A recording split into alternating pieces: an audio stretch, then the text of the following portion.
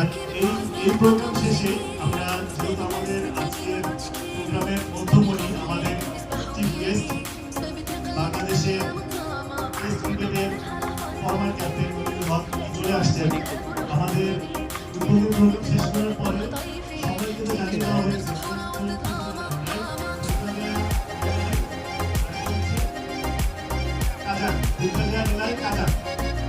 যাদেরকে বলা হয়েছে তারা শেষ করে as soon as possible রাস্তায় আছে তাদের একটু কম বাকি রাস্তা তাদের একটু কম। ইনশাআল্লাহ সবার জায়গায় চলে যাবো এবং আমরা আশা করবো আবার যারা চলে যাচ্ছেন কাজান নিলায় বা অন্য মাঠে আশা করবো যে আপনারা আবার ওভারে আসবেন।